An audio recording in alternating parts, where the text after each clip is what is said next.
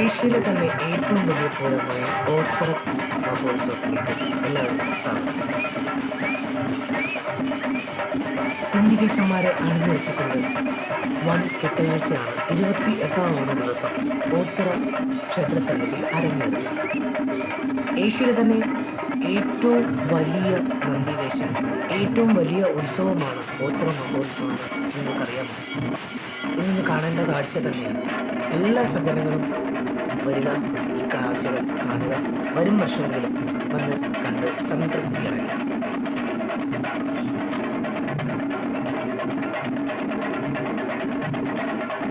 അമ്പത്തിയൊന്ന് കരകളിൽ നിന്നാണ് ഓച്ചിറ മഹോത്സവത്തിന് നന്ദികേശനെ എഴുന്നള്ളിക്കുന്നത്. വിവിധ നിറത്തിൽ, വിവിധ വലിപ്പത്തിൽ അമ്പരചുംബികളായ നന്ദികേശനെ എഴുന്നള്ളിച്ചുകൊണ്ട് വരുന്ന ഒരു കാഴ്ച, അത് കണ്ണിന് കുളിർമയേകുന്ന ഒരു കാഴ്ച തന്നെയാണ്.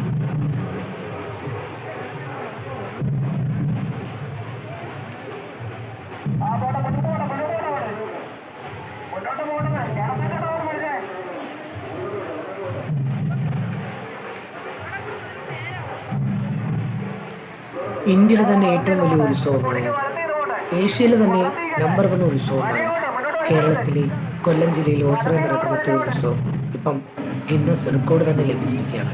അത്രയും മികവുറ്റ, ഏറ്റവും മികച്ച ഒരു ഉത്സവമാണ് ഓച്ചിറ മഹോത്സവം.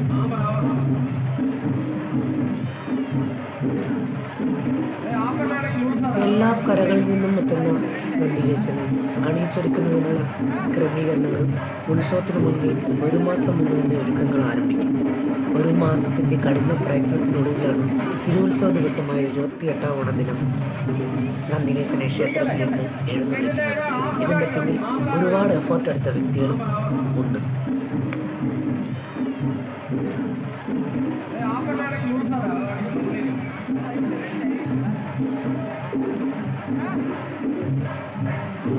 എല്ലാ ദുഃഖങ്ങളും മറന്ന്, എല്ലാ കഷ്ടതകളും മറന്ന് ആനന്ദ നിർവൃതിയിലണിയുന്ന ഒരു പുണ്യ നിമിഷമാണ് ഓച്ചിറ തിരുമഹോത്സവം. അത് കാണേണ്ട കാഴ്ച തന്നെയാണ്. നൃത്തച്ചുവടുകൾ വെച്ച് ആനന്ദങ്ങൾ പങ്കുവെച്ച് എല്ലാ സജ്ജനങ്ങളും ഒരു കുടക്കീഴിൽ നിന്നുകൊണ്ട് ഈ തിരുവുത്സവത്തെ വരവേൽക്കുന്നു. ജാതി, മത, വർണ്ണ, ലിംഗഭേദങ്ങളെന്നീ എല്ലാവരും ഒരു കുടക്കീഴിൽ അണിനിരക്കുന്ന ഓച്ചിറ മഹോത്സവം ഒരു മാതൃകാ മഹോത്സവം കൂടിയാണെന്ന് അറിയാം.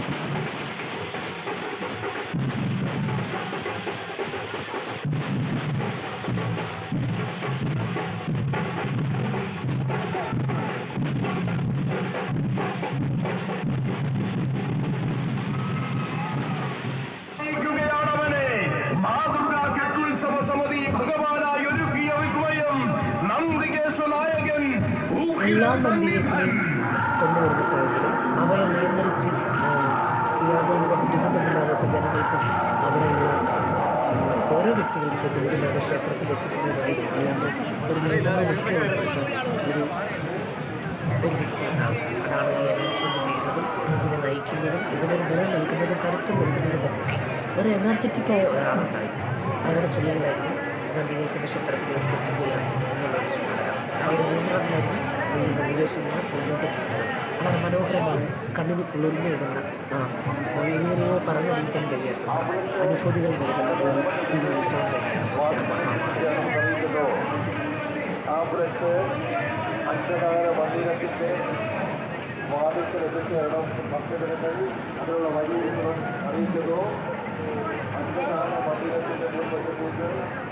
തിരുവുത്സവ ദിവസം രാത്രി ഫുള്ള് എനി ടൈം ഇതേ കണക്ക് ദൃശ്യം വിസ്മയം ഒരുക്കുന്ന കെട്ടുകാഴ്ചയാണ്. ഓച്ചിറ തിരുവുത്സവത്തിൻ്റെ അന്ന് രാത്രി മുഴുവനും വെളുപ്പിന് 4 മണിക്കും 5 മണിക്കും ഒക്കെ ദൂരെ നിന്നും ആളുകൾ വരും. തിരക്ക് കുറച്ച് ശമനം വരുന്നൊരു ടൈമാണ് ആ 4 മണി, ഒരു 3 മണിയൊക്കെ. അപ്പോൾ ആ ടൈമിലും സജ്ജനങ്ങൾ ഇങ്ങനെ തിരുവുത്സവം കാണാൻ വന്നുകൊണ്ടിരിക്കുകയാണ്. അത്രയ്ക്കും ഗംഭീരമാർന്ന കെട്ടുകാഴ്ചകൾ ഇങ്ങനെ നല്ല നിറവോടെ ഭംഗിയാർന്ന് ഇങ്ങനെ ക്ഷേത്ര മൈതാനത്ത് ഇങ്ങനെ നിൽക്കുന്നത് കാണാൻ ഒരു ഐശ്വര്യമാണ്. ആ സമയത്തും നിരവധി ഭക്തജനങ്ങൾ ക്ഷേത്രസന്നിധിയിൽ ഉണ്ടാകും എന്നുള്ളതും ഒരു പ്രത്യേകത തന്നെയാണ്. പുലർച്ചെ വരെ തിരുവുത്സവം ഇങ്ങനെ നടന്നുകൊണ്ടിരിക്കും. ഉത്സവം കഴിഞ്ഞ് 3-4 ദിനങ്ങൾ കഴിഞ്ഞാലും ശരി തന്നെ ക്ഷേത്രത്തിൽ ഇങ്ങനെ തിരക്കുകൾ വന്നുകൊണ്ടേയിരിക്കും. ഈ നന്ദികേശന്മാരെ അണിയിച്ചൊരുക്കി വെച്ചിരിക്കുന്നത് കാണാനായിട്ട് നിരവധി ഭക്തജനങ്ങൾ ഇങ്ങനെ വന്നുകൊണ്ടേയിരിക്കും.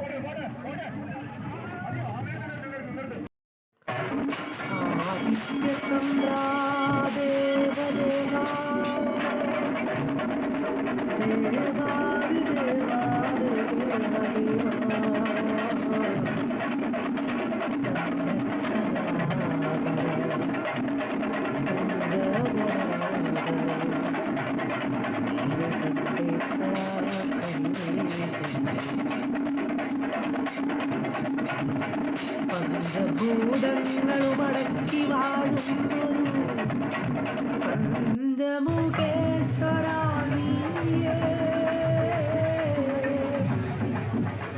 പഞ്ചഭൂതങ്ങളുമടക്കി വാഴുന്നൊരു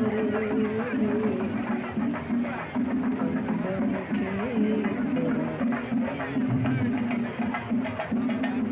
ആദിത്യചന്ദ്ര ദേവദേവാ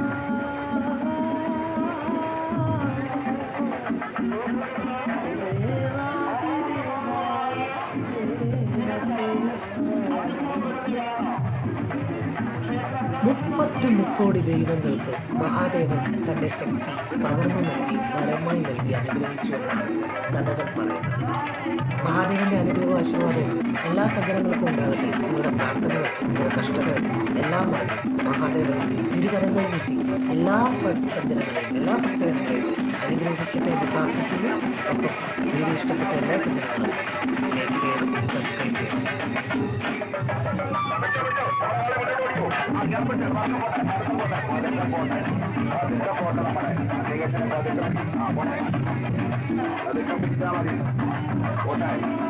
അതൊക്കെ പോയാൽ